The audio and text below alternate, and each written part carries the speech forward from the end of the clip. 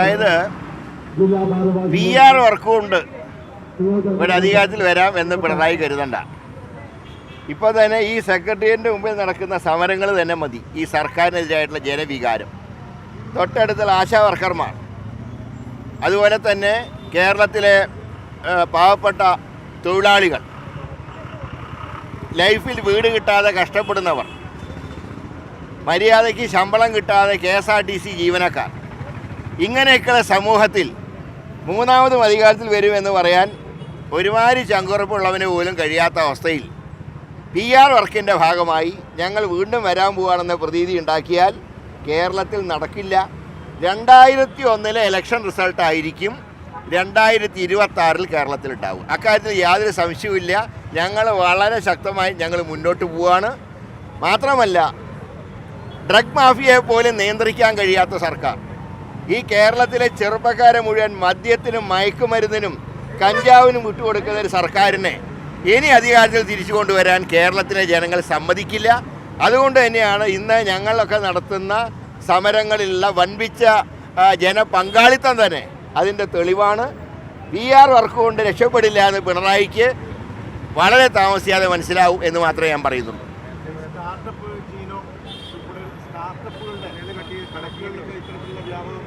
എല്ലാം PR വർക്കാണ്. കാശ് കൊടുത്ത് ഏർപ്പാട് ചെയ്യുന്ന PR വർക്കിൻ്റെ റിസൾട്ടാണ് ഇവരിങ്ങനെ പറഞ്ഞുകൊണ്ടിരിക്കുന്നത്. ഇത് സത്യമായിട്ട് യാതൊരു ബന്ധവുമില്ല. മാത്രമല്ല, ഈ സ്റ്റാർട്ടപ്പിനെ കുറിച്ച് ഇപ്പോൾ മുഖ്യമന്ത്രി പറയുന്നത് അദ്ദേഹത്തിന് അതിൽ സഹായിച്ചൊക്കെ ശിവശങ്കറാന്നാണ്.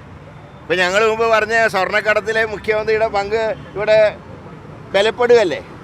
കാരണം കോടതിയുടെ മുമ്പിൽ കുറ്റക്കാരനായി നിൽക്കുന്ന, ആരോഗ്യത്തിൻ്റെ പേരിൽ ആരോഗ്യ പ്രശ്നങ്ങൾ ഉള്ളത് കൊണ്ട് മാത്രം ജാമ്യത്തിൽ കഴിയുന്ന ഒരു വ്യക്തിയെ പരസ്യമായി ന്യായീകരിക്കുന്ന സമീപനം മുഖ്യമന്ത്രി സ്വീകരിച്ചുവെങ്കിൽ ആ ശിവശങ്കർ ഉൾപ്പെട്ട സ്വർണ്ണക്കടത്ത് കേസിലും മുഖ്യമന്ത്രിക്ക് കൈയുണ്ട് എന്ന് ഞങ്ങൾ പറഞ്ഞത് ഇന്ന് അക്ഷരാർത്ഥത്തിൽ ശരിയായിട്ട് വന്നിരിക്കും.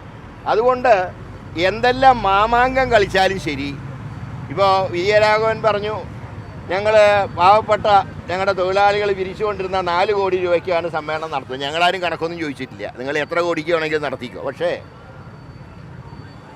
അധ്വാനിക്കുന്ന തൊഴിലാളി വർഗത്തിന് പകരം മുതലാളിത്തത്തിന് പുൽകുന്നൊരു സർക്കാരായി പിണറായി സർക്കാർ മാറി. പിന്നെ അധികം കോൺഗ്രസിൻ്റെ മതേതരത്വവും ജനാധിപത്യവും പഠിപ്പിക്കാൻ വരണ്ട. ഈ കേരളത്തിലെ മാർക്സിസ്റ്റ് പാർട്ടിയാണ് മോഡി സർക്കാർ ഫാസിസ്റ്റ് അല്ല എന്ന് പറഞ്ഞ ഏക BJP ഇതര സർക്കാർ കേരളത്തിലെ പിണറായി സർക്കാരാണ്. അതുകൊണ്ടാണ് ഇന്നലെ KPC പ്രസിഡന്റ് പറഞ്ഞത് RSSൻ്റെ പ്രചാരകനായി ഏറ്റവും നിയമിക്കാൻ നല്ലത് പിണറായി വിജയനാണെന്ന് പറയാൻ കാരണം. അതുകൊണ്ട് ഞങ്ങൾക്ക് ഇക്കാര്യത്തിൽ യാതൊരു ഭയാശങ്കകളുമില്ല. UDF ഒറ്റക്കെട്ടായി നിൽക്കും. ഞങ്ങൾ അധികാരം തിരിച്ചു പിടിക്കും. വരാൻ പോകുന്ന ലോക്കൽ ബോഡി ഇലക്ഷനിലും അസംബ്ലി ഇലക്ഷനിലും UDF ഒന്നാമതായി വരുന്നുള്ള കാര്യത്തിൽ യാതൊരു തർക്കവുമില്ല. അത് ഈ മലർപ്പൊടിക്കാരൻ്റെ സ്വപ്നം പോലെ മൂന്നാമത് ഞങ്ങൾ അധികാരത്തിൽ വരുമ്പോൾ ഈ നാട്ടിലുണ്ടാക്കാൻ പോകുന്ന വികസനങ്ങളെക്കുറിച്ചാണ് ഇന്നത്തെ സെമിനാർ. അവിടെ ഒരു കാര്യം മനസ്സിലാക്കണം. ഇതുവരെയുള്ള കമ്മ്യൂണിസ്റ്റ് പാർട്ടിയുടെ ചരിത്രം പരിശോധിച്ചാൽ പാർട്ടി രേഖയ്ക്കാണ് സാധാരണ മുൻഗണന നൽകാറ്. ഇന്നിപ്പോൾ ഗോവിന്ദൻ മാഷ് അവതരിപ്പിക്കുന്ന പാർട്ടിയുടെ റിപ്പോർട്ടുണ്ടല്ലോ, അത് ചർച്ച ചെയ്യുന്ന അവസാനമാണ്. അതിന് പകരം നടക്കാത്ത സ്വപ്നം കണ്ടുകൊണ്ട് ഒരു റിപ്പോർട്ടുണ്ടാക്കി അത് മുഖ്യമന്ത്രിയെ കൊണ്ട് വായിപ്പിക്കുകയാണ്.